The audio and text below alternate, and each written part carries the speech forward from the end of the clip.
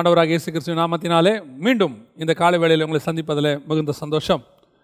அதிகாலையில் என்னை தேடுகிறவன் கண்டடைகிறான் என்று சொல்லி ஆண்டவர் சொல்லியிருக்கிறார். நாம் அதிகாலையிலே ஆண்டவரை தேடிக்கொண்டிருக்கிறோம். ஒவ்வொரு நாளும் ஆண்டவரிடத்திலிருந்து நாம் அநேக காரியங்களை கற்றுக்கொண்டிருக்கிறோம்.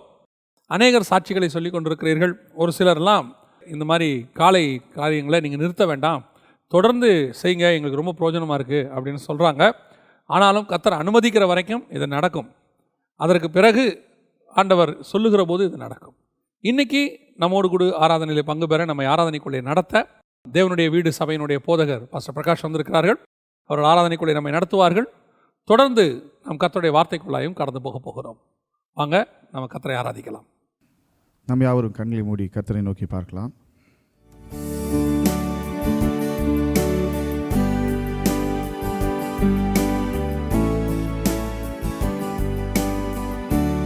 உம்மை நோக்கி பார்க்கின்றேன்,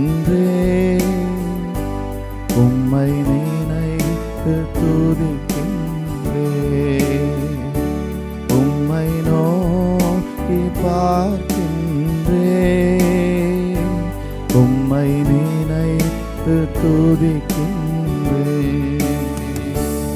ஏசையா ஸ்தோத்திரம், ஏசையா ஸ்தோத்திரம், ஏசையா ஸ்தோத்திரம்,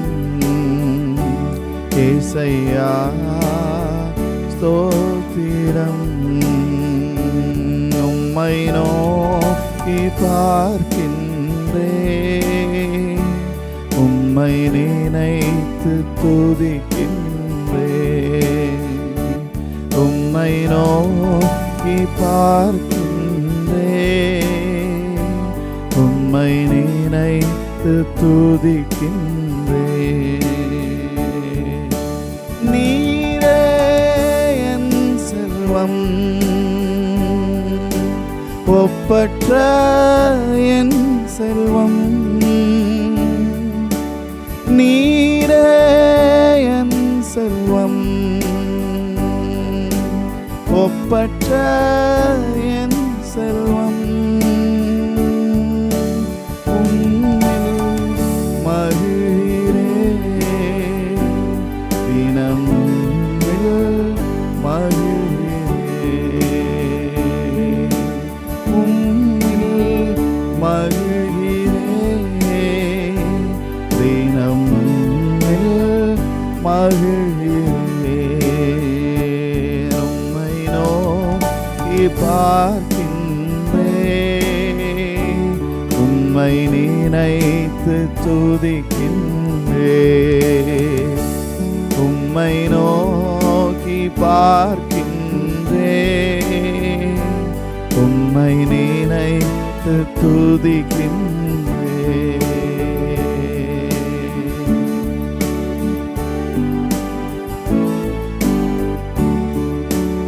உலகம் வெறுக்கையில் நீரோ அணைக்கின்றீர். உலகம் வெறுக்கையில் நீரோ அணைக்கின்றீர். உமது அணைப்பிலே அந்த வெறுப்பை மறக்கின்றீர். உமது அணைப்பிலே அந்த வெறுப்பை மறக்கின்றேன். உம்மை நோக்கி பார்க்கின்றேன், உம்மை நினைத்து துதிக்கின்றேன். உம்மை நோக்கி பார்க்கின்றேன், உம்மை நினைத்து துதிக்கின்றேன். மகிமை மாட்சிமை மாவேந்தன் உமக்கே. மகிமை மாட்சிமை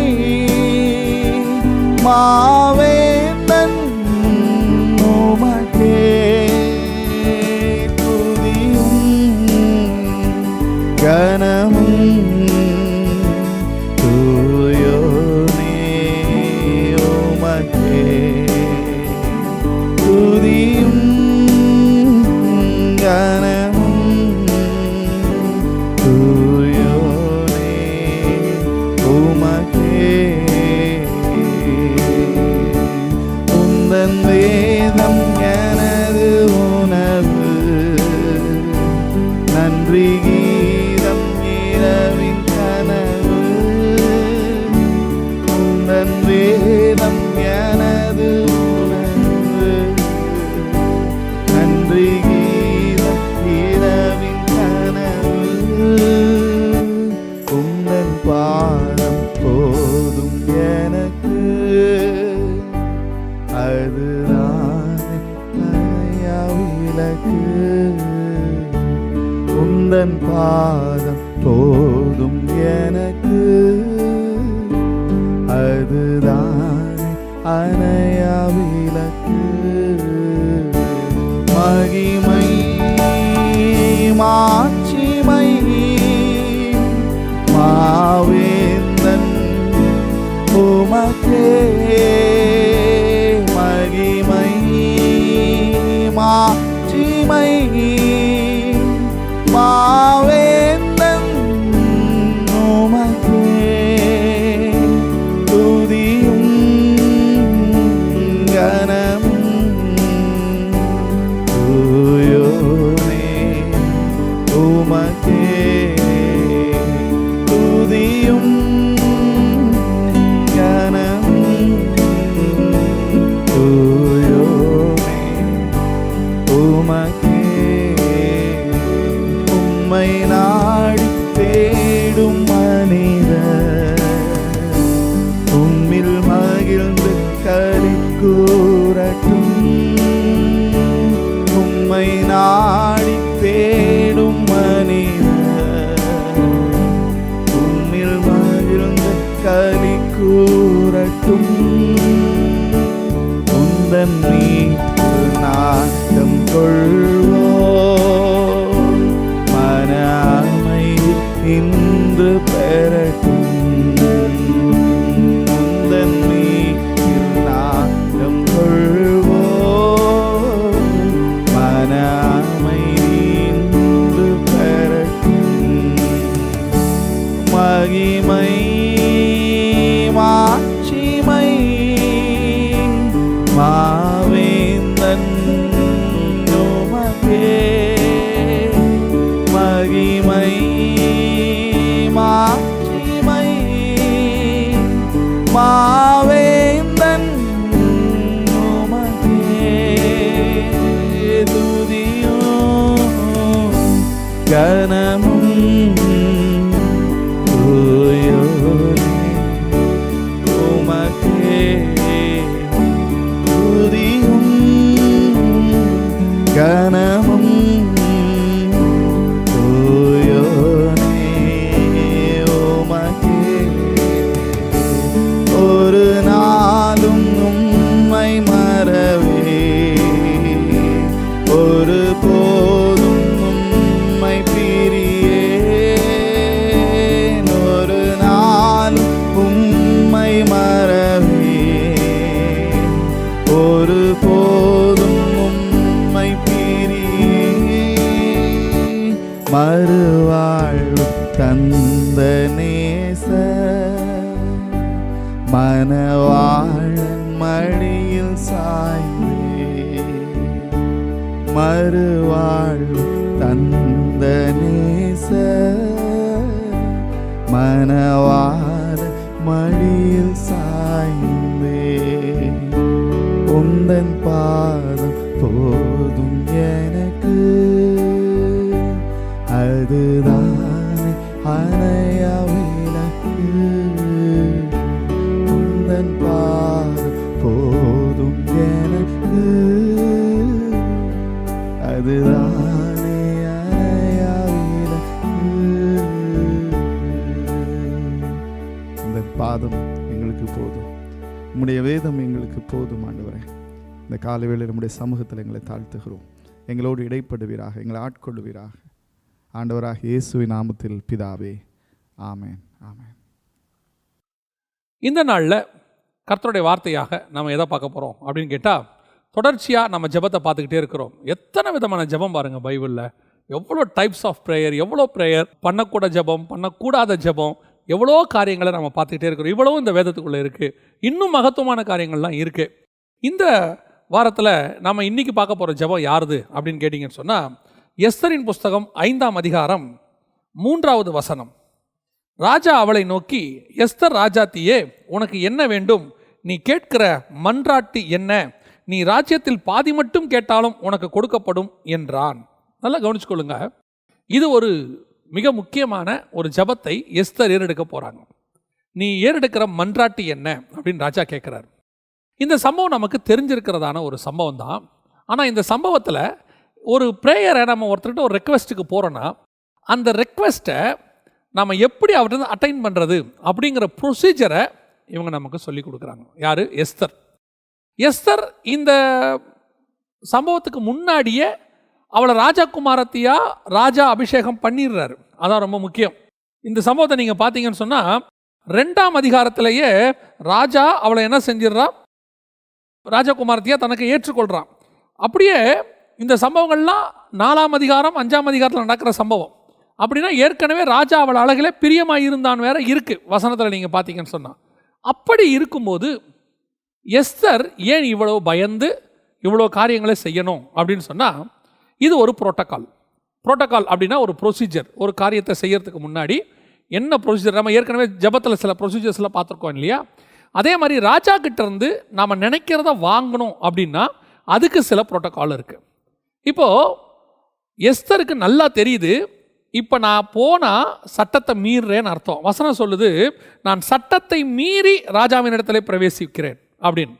இப்போது தேசத்தின் ஜனங்களுக்கு அகைன்ஸ்டாக, யூதர்களுக்கு அகைன்ஸ்டாக மிகப்பெரிய சட்டம் போடப்பட்டாகி விட்டது.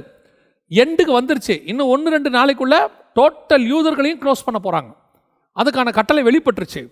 இப்போ மொர்தெகாய்க்கு, வெளியே இருக்கிற மொர்தெகாய்க்கு பதபதப்பாக இருக்குது. ஐயோ, மொத்த ஜனங்களும் சாக போகிறாங்களே, தன்னுடைய ஜனங்க சாக போகிறாங்களே, ஏதாவது செய்யணுமே அப்படின்னு மொர்தெகாய்க்கு பதபதப்பு.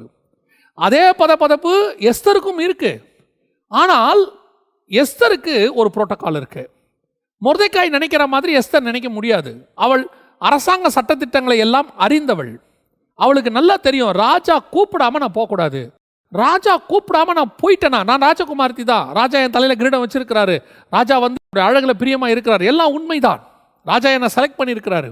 ஆனாலும் ராஜா கூப்பிடாம நான் போகக்கூடாது. இது ஒரு புரோட்டோக்கால். இப்படி இருக்கு.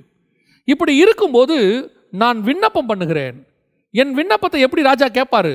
ஏன் தெரியுங்களா? இதோட பேக்ரவுண்டை நான் சொல்லிட்டு இந்த ஜெபத்துக்கு நான் வரேன். ஒருவேளை அந்த அம்மா அந்த இடத்துக்கு கொலு மண்டபத்துக்குள்ளே பிரவேசிக்கும் போது அனுமதி பெறாத ஒரு அம்மா உள்ளே நுழையுதுன்னு வச்சுக்கோங்களேன், இமிடியேட்டாக அந்த அம்மாவை கொல்றதுக்கு அங்கே இருக்கிற காவல் காக்கிறவனுக்கு பர்மிஷன் இருக்குது. ஏன்? இவங்க ராஜாவை கொல்ல வந்தவங்கன்னு சொல்லி அவங்களை கொல்றதுக்கு பர்மிஷன். ஏன்? ராஜாவே நான் கூப்பிடாம நீ ஏன் வந்த, சட்டப்படி இது தப்பு அப்படின்னு எஸ்தரை பிடிச்சி ஜெயிலில் போடவோ அல்லது சிறைச்சேதம் பண்ணவோ எல்லாத்துக்கும் அதிகாரம் இருக்குது. இது வந்து ஒரு உயிரை பணைய வைக்கிற விஷயம். அதனால தான் அந்த அம்மா சொல்லுது, நான் செத்தாலும் சாகிறேன். 16வது வசனம் 4ஆம் அதிகாரம். செத்தாலும் சாகிறேன். அப்படின்னா நல்லா தெரியுது அந்த அம்மாவுக்கு, நான் எல்லா புரோட்டோக்காலையும் தாண்டி போக போகிறேன். இப்போ அந்த அம்மா போக போகிறாங்க. அப்படி போகும்போது அந்த அம்மாவுக்கு ராஜாவுடைய கண்களிலே தயை கிடைத்ததுன்னு இருக்கு. எப்படி நடந்துச்சு, என்ன நடந்தது அப்படின்னு கேட்டிங்கன்னு சொன்னால், ஃபஸ்ட்டு அந்த அம்மா ஸ்பிரிச்சுவலி தன்னை ரெடி பண்ணி கொள்கிறாங்க, உபவாசம் இருக்கிறாங்க. நீங்கள் ஆண்டவர்கிட்ட ஒரு காரியத்தை கேட்பதற்கு முன்பதாக ஸ்பிரிச்சுவலி உங்களை நீங்கள் சரி பண்ணணும். நாம் கரெக்ட் பண்ணிக்கணும் நம்மளை. நம்ம போய் நம்ம ராஜா கிட்ட கேட்க போகிறோம். இன்னும் புதிய ஏற்பாட்டில் அப்பா கிட்ட கேட்க போகிறோம். அப்பா கிட்ட கேட்குறதா இருந்தாலும் அவர் ராஜா. அது ஒரு புரோட்டோக்கால். இப்போ பாருங்கள், இவங்க ராணி, ராஜகுமாரத்தி, இவங்களுக்கு எல்லா உரிமையும் அவர்கிட்ட இருக்குது. ஆனாலும் ஒரு புரோட்டோக்கால் இருக்குது. ஹெவன்லி கிங்டம் அப்படி தான். இப்போது என்னுடைய ஒரே பேரான குமாரனை தந்தருளி இவ்வளவாய் உலகத்தில் அன்பு கூர்ந்தார்னு பிதாவாகிய தேவனை பற்றி இயேசுவை குறித்து சொல்லப்பட்டிருக்கு. தந்து அன்பு கூர்ந்தார். இதே பிதாவாகிய தேவன் தன்னுடைய அதிகாரம் மொத்தத்தையும் இயேசுகிட்ட ஆரம்பத்திலே கொடுத்தாரானா? இல்லை. 13ஆம் அதிகாரம் யோவான் எழுதின சுவிசேஷத்தில் தான் இயேசுகிட்ட அதிகாரத்தை கொடுக்குறாரு. ஏன் அது வரைக்கும் இயேசுகிட்ட அதிகாரத்தை கொடுக்கல? இயேசு ப்ரூஃப் பண்ண வேண்டியிருந்தது, ஸ்பிரிச்சுவலி ப்ரூஃப் பண்ண வேண்டியிருந்தது. அவர் தாமே நம்மை போல எல்லா விதத்திலும் சோதிக்கப்பட்டு அந்த ப்ரூஃப் பண்ண உடனே பிதாவாகிய தேவன் அவர்கிட்ட எல்லாத்தையும் ஒப்படைக்கிறார். இது ஒரு புரோட்டோக்கால். அந்த மாதிரி தான் நான் சொல்கிறேன். நாம் அவருடைய பிள்ளையாக இருந்தாலும் நாம் ப்ரூஃப் பண்ண வேண்டியது. ஏன்னா நமக்கு ஒரு எதிராளி இருக்கான். அந்த எதிராளி கொஸ்டின் பண்ணிட்டே இருப்பான், இரவும் பகலும் சகோதரரை குற்றப்படுத்துகிறவன். அவன் போய் கேட்பான், இவனுக்கு ஏன் இதை கொடுத்துருக்கீங்க அப்படின்னு சொல்லி. இப்போ இயேசு ப்ரூவ் பண்ணி வாங்கின மாதிரி நம்மளும் ஸ்பிரிச்சுவலி கொஞ்சம் ப்ரூவ் பண்ண வேண்டியிருக்கு. பல விண்ணப்பங்களுக்கு ஏன் பதில் வர மாட்டேங்குது? ஸ்பிரிச்சுவலி நாம் இன்னும் ரெடியே ஆகலை. நம்மக்கிட்ட பல காரியங்களை வச்சுக்கிட்டு நாம் அந்த பரிசுத்தமுள்ள தேவன்கிட்ட போகிறதுக்கு முன்னாடி நம்மளை சரி பண்ணணும். ஃபர்ஸ்ட் அந்த அம்மா உபவாசம் இருக்கிறாங்க. 2வது வசனம் சொல்லுது, ராஜ வஸ்திரத்தை தரித்து கொண்டு வெளியவும் ரெடி பண்ணுறாங்க அந்த அம்மா. இது அதை விட ரொம்ப முக்கியம். நீங்கள் தேவனை பார்க்கும்பொழுது அந்த வஸ்திரம் ஆவிக்குரிய விதத்தில் சொல்லணுன்னா நம்முடைய ரட்சிப்பின் வஸ்திரம் இருக்கு இல்லையா, இது ரொம்ப முக்கியமானது. இந்த ரட்சிப்பின் வஸ்திரம் இயேசுவின் இரத்தத்தாலே நமக்கு கொடுக்கப்பட்டது. அதாவது ஆதாமுக்கு ஒரு ஆட்டுக்குட்டியை அடித்து ஒரு மிருகத்தை அடித்து ஒரு வஸ்திரத்தை போட்டார். நமக்கு இயேசு அடித்து வஸ்திரம் போட்டிருக்கிறார். இயேசு அடிக்கப்பட்ட போது அவருடைய வஸ்திரத்தை ரோமர்கள் எடுத்து பங்கு போட்டார்கள். அவருடைய ஆவிக்குரிய அர்த்தம் என்னன்னா, அவருடைய வஸ்திரம் புறஜாதியார் கையில் வந்துருச்சு. அவர் போட்டிருந்தது இஸ்ரவேல் வஸ்திரம். அந்த வஸ்திரம் நியாயப்பிரமாணம் இப்போ தாண்டி புறஜாதியாருக்கான வஸ்திரமா, ரட்சிப்பின் வஸ்திரமா அது மாறிடுச்சு. அவர் சிலுவையிலே தன்னை பலியாக்கி நிர்வாணமாக்கி நம்முடைய நிர்வாணத்தை அவர் மூடுவதற்கு அந்த வஸ்திரத்தை கொடுத்திருக்கிறார். இந்த வஸ்திரத்தை நீங்கள் போட்டுக்கொண்டு ராஜா கிட்ட போகும்போது எப்பேற்பட்ட கேள்விக்கும் எப்பேற்பட்ட விண்ணப்பத்துக்கும் பதில் கிடைக்கும். அதனால தான் இயேசு ரொம்ப சிம்பிளா சொன்னாரு, நீங்கள் என் நாமத்தினாலே எவைகளை கேட்பீர்களோ. அதனால தான் பவுல் சொல்றாரு, கிருபாசனத்தினிலே சிங்காசனத்துக்கிட்ட நம்ம தைரியமா கிட்ட போறோம். ஏன்? அவருடைய ரத்தத்தினாலே. அந்த பலி, அவர் நம்ம கொடுத்திருக்கிற ரட்சிப்பின் வஸ்திரம், அது கரைப்படாதபடி பார்த்துருக்கணும். கரையற்றதும் திரையற்றதுமான வஸ்திரம். இதை போட்டுக்கிட்டு நம்முடைய ரட்சிப்பினுடைய வாழ்க்கை கர்த்தருக்கு முன்பாக இருக்கும்போது இந்த மன்றாட்டு சக்சஸ்ஃபுல்லாக நடக்கும். இதான் கர்த்தர் எக்ஸ்பெக்ட் பண்ற 2வது மிக முக்கியமான விஷயம். அந்த வஸ்திரத்தை, ராஜ வஸ்திரத்தை உடுத்தி கொண்டு அந்தமா போறாங்க. ஏன்?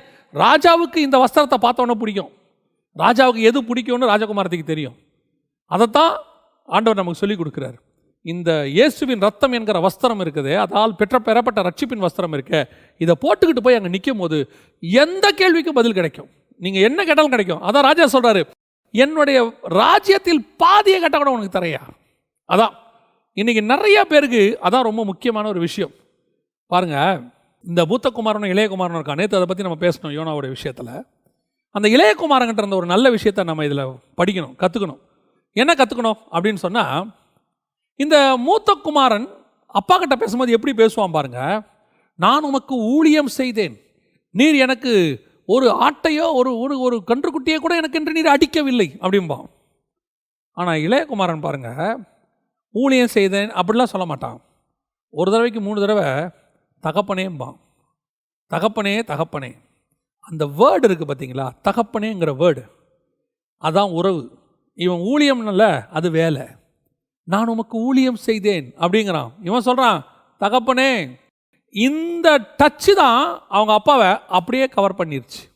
நான் அதைத்தான் சொல்லுவேன், நாம் எப்படி அவர்கிட்ட அப்ரோச் பண்ணுறோங்கிறது ரொம்ப முக்கியம். நீங்கள் பயங்கரமான வசனிப்பான வசனத்தை வச்சுக்கிட்டு, வார்த்தைகளை வச்சுக்கிட்டு அவர்கிட்ட கேட்குறத விட அப்பான்னு சொல்லி கேட்கும்போது அவர் இடத்துலேருந்து எந்த பதிலும் கிடைக்கும். அந்த ரட்சிப்பின் வஸ்திரத்தை போட்டுக்கிட்டு, இயேசுவினுடைய ரத்தத்தினால கழுவப்பட்ட அந்த ரட்சிப்பின் வஸ்திரத்தை இருதயத்தில் வச்சுக்கிட்டு அப்பான்னு நீங்கள் கேட்டீங்கன்னா ராஜ்யத்தில் பாதி கேட்டாலும் கொடுப்பாரு அப்படின்னு வசனம் சொல்லுது. நீங்கள் என்ன கேட்டாலும் கிடைக்கும். என் நாமத்தினால எதை கேட்டாலும். இப்போ பாருங்க, அந்த தகப்பன் இருக்கிறானே பையன் வந்து பிரித்து கேட்குறான். தகப்பனே, அவன் பிரித்து கேட்கும் போது கூட, கோபமாக பேசும்போது கூட அவன் தகப்பனே தான் கேட்பான். தகப்பனே, உங்களுடைய ஆஸ்தியில் பாதி எனக்கு கொடுங்க. அப்போ அப்பா என்ன சொல்லணும்? நியாயமா எந்த அப்பா வந்தால் என்ன பண்ணணும்? அந்த இடத்துல இல்லைப்பா, இது நீ கொண்டு போனீங்கன்னா அழிச்சுருவ, நீ சின்ன பையன், உனக்கு எல்லா அப்பாவும் தானே சொல்லுவோம். ஆனால் அந்த அப்பாவை பாருங்கள், ஒன்றுமே சொல்ல மாட்டான். உடனே அவன் பாதியை பிரித்து கொடுத்தான். ஏன் தெரியுமா? இப்போ அந்த பாதியை அவன் பிரித்து கொடுக்காம அட்வைஸ் பண்ணாலும் அவன் கேட்க போகிறது கிடையாது. கொடுக்கலனா அவன் இவனை வெறுக்க போகிறான். எங்கள் அப்பா என்கிட்ட கொடுக்கல, என்ன அப்பா அவன் எனக்கே கொடுக்காம இப்படி விட்டானே அப்படின்னு வெறுப்பான். அவனுடைய மோட்டிவ் என்ன தெரியுமா? அப்பாவுடைய மோட்டிவ், என் அன்பை புரிந்து கொள்வதற்கு இது உதவும். இப்போ பாதி எனக்கு கொடுக்குறேன்ல, இந்த பணத்தை நான் எப்போ வேணாலும் சம்பாதிச்சுப்பேன், இது எனக்கு பிரச்சனையே கிடையாதுப்பா. ஆனால் என் பையனை நான் சம்பாதிக்கணும், மீட்கணும், திருப்பி எடுக்கணும்னா ஒரு நாள் இது அல்ல, என் தகப்பனே மேலானவன் உணரணும்னா இது இப்போ அவன் கைக்கு போகணும். கொடுத்தாரு பாருங்க, கேட்ட உடனே கொடுப்பாரு, பாதி எடுத்து அப்படியே எடுத்து கொடுப்பாரு. இப்போ என்ன ஆச்சு? அவன் எடுத்துகிட்டு போனான், செலவு பண்ணான், அழிஞ்சிருச்சு, எல்லாம் முடிஞ்சிருச்சு. இப்போ அவனுக்கு இது போச்சு. ஆனால் அவனுக்கு தெரியும், எங்கள் அப்பா என்னை விட்டு போகவே மாட்டார், எங்கள் அப்பா அன்பு போகாது. இப்போ அவன் சொல்கிறான், எங்கள் அப்பா கிட்ட நான் போகிறேன், திருப்பி வந்து சொல்லுவான், தகப்பனே அவ்வளோதான், வேற எதையுமே நீ பேசாத. அவங்க அப்பா கூட்டிகிட்டு போயிடுவார். அதுதான் புரோட்டோகால், அதுதான் அவங்க அப்பா கிட்டேருந்து வாங்கிறதுக்கான விஷயம். இது யாருக்கு தெரியுது? எஸ்தருக்கு தெரியும். எப்படி போய் கேட்டால் அவர் கொடுப்பாரு அப்படின்னு எஸ்தருக்கு தெரியும். எப்படி கேட்டால் கொடுப்பாருன்றது இளையகுமாரனுக்கு தெரியும். இப்போவும் நான் சொல்கிறேன், நம்ம வாழ்க்கையில் இந்த உலக பிரகாரமாய் கூட நான் சொல்கிறேன், நான் எப்பவுமே மேலானவைகளே நாடணும்னு சொல்கிற ஒரு ஆள், நான் உலக பிரகாரமாய் கூட சொல்கிறேன், உனக்கு ஒரு தேவைகள் இருக்குமானால் உங்கள் அப்பா கிட்ட நீ கேட்டுப்பார், அவர் இல்லைன்னு சொல்லவே மாட்டார். சில நேரத்தில் நமக்கு உலக பிரகாரமான தேவைகள் நிறைய உண்டு, ஏன்னா அந்த வாழ்க்கையை நம்ம ஓட்டணும் இல்லை, அதெல்லாம் நம்ம கஷ்டப்படணும் நம்ம அப்பா விரும்பவே இல்லை. நம்ம சந்தோஷமாக இருக்கணும் தான் விரும்புகிறார். நாம் அதன் மேலே மோட்டிவாக இருக்கக்கூடாது, அதான் அவருடைய நோக்கம். அவர்களுடைய நோக்கம் என்னென்னா, என் மேலே நீ மோட்டிவாரு, என்னையே நோக்கிப்பார், என் மேலே ஆசையாரு, எல்லாத்தையுமே நான் உனக்கு தரேன். அப்போது அது தகப்பனே நீ கேட்கும் போது கண்டிப்பாக அவர் தருவார். பாருங்கள், எஸ்தர் சொல்கிறாங்க, செத்தாலும் நான் சாகிறேன். இந்த சம்பவத்தை நான் படிக்கும்போது எனக்கு ஞாபகம் வந்தது என்னென்னா, இப்போது பீட்டர் வந்து கேட்குறார் யாருக்கிட்ட? இயேசுக்கிட்ட. என்ன கேட்குறாரு தெரியுமா? நீரே ஆனால் ஜலத்தின் மேல் நானும் நடந்து வரட்டும், இந்த சமுத்திரத்தில் நானும் நடக்கட்டும். இயேசு உடனே, அந்த வசனம் இருக்குது, உடனே வா என்றார். யோசிக்காம, உடனேங்கிற வார்த்தைக்கு என்ன அர்த்தம்? யோசிக்காம வா என்றார். இதில் என்னங்க இருக்குது அப்படின்னு கேட்குறீங்களா? யோபு புஸ்தகத்தில் வசனம் சொல்லுது, தாம் ஒருவரே ஜலத்தின் மேல் நடக்கிறவர், தண்ணீர் மேலே நடக்கிறவர் அவர் ஒருத்தர் தான், வேற யாரும் தண்ணீர் மேலே நடக்கிறவங்களே கிடையாது. இப்போ இவர் எதை கேட்குறாரு? வசனத்துக்கு ஆப்போசிட்டாக கேட்குறாரு. ஏன் இப்படி சொல்லிட்டா, தான் ஒருவரே ஜலத்தின் மேல் நடக்கிறவர், இவர் ரெண்டாவது, இவனும் தண்ணீர் மேல் நடக்கிறவனா மாறிடும். வசனத்தின்படி இவர் மட்டும்தான் நடக்கணும். ஆனால் கேட்டது யார் தெரியுமா? பிரதானமான சீஷன். யாரு? என் சபையை அவன் மேலே கட்ட போகிறேன், நான் இவன் கேட்டது நான் செய்யாட்டி நாளைக்கு இவனுக்கு என் மேலே ஒரு சந்தேகம் வந்துடும். நான் கேட்டு தண்ணி மேலேயே நடக்க வைக்கல, நான் கேட்டால் உயிரோடு எழுப்புவாரா? அப்போது தப்பித்தால எழுப்புவாரா? அப்போது அந்த சந்தேகம் அன்றைக்கி வந்துடக்கூடாது. இன்றைக்கே ஆண்டவர் உடனே வா, நடந்து வான்ட்டார். நான் ஏன் இதை எஸ்தர் புஸ்தோட கம்பேர் பண்ணி படித்தேன்னா, எஸ்தரும் செத்தாலும் சாகிறேன். இப்போ பேதுரு தண்ணி மேலே நடந்தால் செத்துருவோன்னு அவனுக்கு தெரியும், ஏன்னா உள்ளே போயிடுவான், செத்துருவான்னு தெரியும். ஆனால் விண்ணப்பம் என்ன விண்ணப்பம் தெரியுமா? நான் செத்தாலும் சாகிறேன், ஆனால் என்னை காப்பாற்றுற ஒருவர் அங்கே இருக்கிறார், அவரை நடக்க வச்சிருவார். அதே மோட்டிவ் தான் எஸ்தருக்கு. நான் செத்தாலும் சாகிறேன், ஆனால் ராஜா கண்களை எனக்கு ஒரு தயை கிடைக்கணும், எனக்கு ஒரு நம்பிக்கை இருக்குது, நான் போனால் ராஜா எனக்கு இறங்குவார். ரூல் படி சாகணும்யா, ரூல் படி தண்ணியில் மேலே நடக்கிறவன் உள்ளே போகணும் தான், அவன் சாகணும் தான், நோ அதர் வே. ஆனால் நான் சட்டத்தை மீறுகிறேன், நான் அந்த தண்ணீருக்குரியதான சொல்லுவாங்க இயற்பியல் சட்டம், அதை நான் மீறுகிறேன், அது மேலே நடக்க முடியாது, நான் நடக்கிறேன். ஏன்? நான் கேட்குற ராஜா இருக்கிறாரே, அவர் என்னுடைய விண்ணப்பத்துக்கு செவி சாய்க்கிறவர். பல நேரங்களில் நீங்கள் கேட்கக்கூடியது இயற்கைக்கு மாறான காரியமாய் கூட இருக்கும். இந்த வியாதி சுகமே ஆகாதுன்னு சொல்லியிருப்பாங்க. ஆனால் அவன் ராஜா இருக்கார்ல, நீ சொல்லிப்பார், செத்தாலும் சாகிறேன், சட்டப்படி இதுக்கு முடிவு கட்டியாச்சு, அவ்வளோதான், கிடையாது, ஃபினிஷ், ஓவர். நான் சொல்லுவேன், ஆண்டவர் கடத்துல எண்டே கிடையாது, பெண்டு தான். அங்கே ஒரு வழி வச்சுருப்பார், அந்த இடத்துல அவருடைய கோலை நீட்டுவார், அந்த இடத்துல அவர் கையை நீட்டுவார், மூழ்கிற உன்னை தூக்கி நிறுத்துவார், மீண்டும் தண்ணியில் நடந்து அதே போட்டில் உன்னை ஏற்றுவார். அது கர்த்தரால் முடியும், கர்த்தர் செய்வார். இந்த காலை வேளையில் நீ எப்பேற்பட்ட காரியமாக இருந்தாலும் தைரியமாக தேவனிடத்தில் கேளு. சில சொல்லுவாங்க, சில சட்டத்திட்டங்கள்லாம் தேசத்தில் வரும், பல நாடுகளில் நான் கேள்விப்பட்டிருக்கிறேன், கம்யூனிச தேசத்தில், அப்புறம் பாசிச தேசத்தில், அப்புறம் இந்த மாதிரி சில சட்டங்கள் சில நாடுகளில் வரும்போது சட்டப்படி கிறிஸ்தவத்திற்கு எதிரானவர்கள் வந்துடுவார்கள். அப்படி வரும்போது அங்கே என்ன பண்ணுறதுனே தெரியாது. எல்லாருமே வந்துட்டு ஐயோ அவ்வளோதான், இனி திருச்சபைகள் அவ்வளோதான், முடிஞ்சிருச்சு அப்படிம்பாங்க. அப்படிப்பட்ட காலகட்டங்களில் ஒரு சில நாடுகள் நடக்கும்போது நான் பார்ப்பேன், இந்த அரசாங்கம் ஒரு நாள் முடிவுக்கு வரும், இவர்களுடைய இந்த அதிகாரம், இந்த சபையை நொறுக்குதல், இதெல்லாம் ஒரு நாள் முடிவுக்கு வரும் கண்டிப்பாக. ஆனால் சபை நிற்கும். காரணம் என்ன தெரியுமா? என்னுடைய ராஜா, என்னை சாக விடாத ராஜா ஒருத்தர் இருக்கிறார். என்னுடைய விண்ணப்பத்துக்கு அந்த ராஜா செவி சாய்ப்பார். டோட்டல் ஜனங்களும் சாகணும் முடிவு எடுத்தாலும் நான் என் ராஜா கிட்ட போய், எங்கள் அப்பா கிட்ட போய் நான் கேட்கும்போது அவர் எனக்கு ஒரு பதில் தருவதற்கு வல்லமையுள்ளவராக இருக்கிறார். ஆனால் நான் கேட்குற ப்ரொசீஜர் ஒன்று இருக்குது, நான் கேட்குற விதம்னு ஒன்று இருக்குது, நான் பணையம் வைக்கிறதுன்னு ஒன்று இருக்குது. இது எல்லாத்தையும் எங்கள் அப்பா பார்க்குறாரு.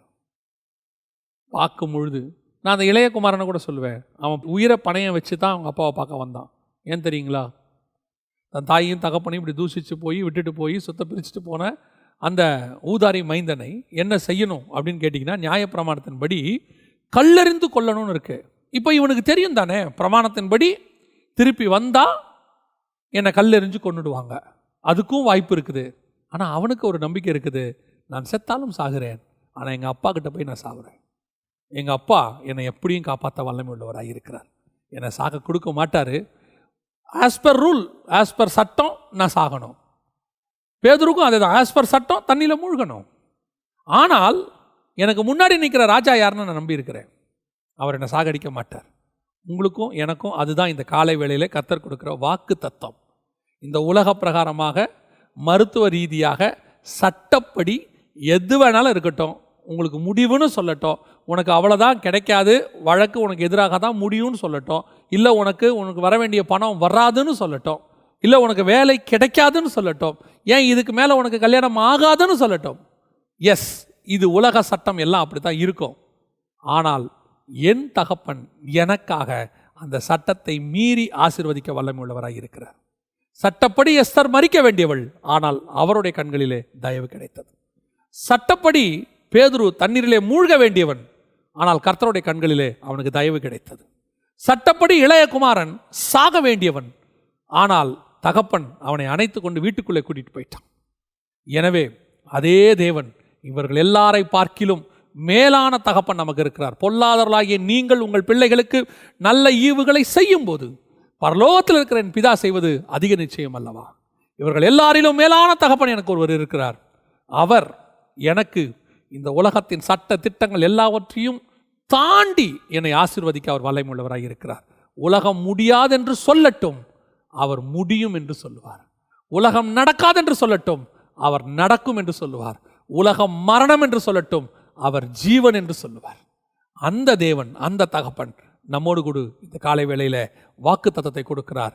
நீ இன்று முதல் ஆசீர்வதிக்கப்படுவாய். நம்ம ஜெபம் பண்ணுவோமா? தேவ சமூகத்தில் ஆண்டவர் நோக்கி பார்ப்போமா? இன்னைக்கு முடிஞ்சு போன, இல்லைன்னு சொன்ன, இனிமேல் நடக்காதுன்னு சொன்ன எல்லா விஷயத்திலிருந்தும் கர்த்தர் உனக்கு இயற்கை சட்டங்கள் எல்லாவற்றையும் தாண்டி உன்னை ஆசீர்வதிக்க அவர் வல்லமை உள்ளவராக இருக்கிறார். நீ மட்டும் விசுவாசமா இரு. நீ விசுவாசித்தால் தேவனுடைய மகிமையை காண்பாய். ஜெபம் பண்ணுவோமா? சர்வ வல்லமையுள்ள எங்கள் தகப்பனே, தர்மையான நேரத்திற்காக உமக்கு ஸ்தோத்திரம். மகிமையுள்ள கரத்தில் ஒப்பு கொடுக்கிறோம். தேவனாகிய கர்த்தர் எங்கள் அப்பா, எல்லாவற்றையும் தாண்டி எங்களை ஆசீர்வதிக்க வல்லமை உள்ளவராக இருக்கிறீர். ஆண்டவரே, நாங்கள் மறிச்சிட்டோன்னு சொல்லி உலகம் சொல்லுச்சே, நீங்கள் வந்து தலித்லாகுமி என்று சொல்லி உயிரோடு கூட எழுப்புவீங்க. அதுக்கு முன்னாடி உலகம் எங்களை பார்த்து சிரிச்சிச்சு, ஆண்டவரே நகைத்தது. ஆனால் நீரோ விசுவாசம் உள்ளவனாக இரு என்று சொல்லி உயிரோடு கூட எழுப்பினீர். நீர் சட்டத்தை, இயற்கையை எல்லாவற்றையும் தாண்டி நீர் எங்களை ஆசீர்வதிக்க வல்லமை உள்ளவராக இருக்கிறீர். உலகம் எங்களுக்கு என்ன வேணா சொல்லட்டும், சட்டம் என்ன வேணா சொல்லட்டும், மருத்துவம் என்ன வேணா சொல்லட்டும், மனுஷர் என்ன வேணா சொல்லட்டும், நீங்க என்ன சொல்றீங்களோ அதான்ப்பா நடக்கும். நீங்க சொல்றீங்க பிழைத்திரு என்று சொல்லி. எல்லாரும் ரத்தத்தில் கிடக்கிறதை கண்டார்கள், எல்லாரும் செத்து போயிடுவோன்னு நினைச்சாங்க. ஆனா நீர் எங்களை பார்த்து பிழைத்திரு என்றீர். ஆண்டவரே, நாங்கள் பிழைத்திருக்கிறோம். அதே தேவன் இன்னைக்கும் எங்களை பார்த்து ஒவ்வொருத்தரையும் சொல்றீர், இந்த காலை வேளையில் நீ ஆசீர்வதிக்கிறீங்கப்பா, நீ ஆசீர்வதிங்கப்பா, ஒவ்வொருத்தரையும் ஆசீர்வதிச்சிருங்கப்பா. எந்த பலகீனத்தில் இருந்தாலும், எந்த வியாதியில் இருந்தாலும், எந்த கட்டுகளில் இருந்தாலும், எந்த போராட்டத்தில் இருந்தாலும், முடியாதுன்னு சொல்லி இருந்தாலும் முடியும்னு சொல்ற ஆண்டவர் உங்க கூட இருக்கிறீங்க. நீங்க ஆசீர்வதிச்சிருங்கப்பா. இன்னைக்கு ஆசீர்வதிக்க போற தயவுக்காக உமக்கு ஸ்தோத்திரம். ஆண்டவரே, கண்ணீரோடு கூட முடியாது, இல்லை யாரும் இல்லை, அவ்வளோதான், ஃபினிஷ், என் வாழ்க்கை இந்த இடத்துல முடிஞ்சிருச்சு அப்படின்னு நினைக்கிற எத்தனையோ பேர் இருக்கிறாங்கப்பா. இன்னைக்கு காலையில் நீங்கள் சொல்லுங்கப்பா, ஒரு வார்த்தை அவங்களுக்கு சொல்லுங்கப்பா, முடியும், என்னால் முடியும், என்னால் கூடாத காரியம் ஒன்றுமில்லை நீ சொல்லுகிறதுக்காக ஸ்தோத்திரம். நீர் ஆசீர்வதிக்கிறதுக்காக நன்றி. மகிமையுள்ள கரத்தில் தாழ்த்துகிறோம். எங்கள் ஆண்டவர் இயேசுவின் நாமத்தில் ஆசீர்வாதத்தை சுதந்திரத்துக் கொள்ளுகிறோம். எங்கள் ஜீவனுள்ள நல்ல பிதாவே, ஆமென், ஆமென்.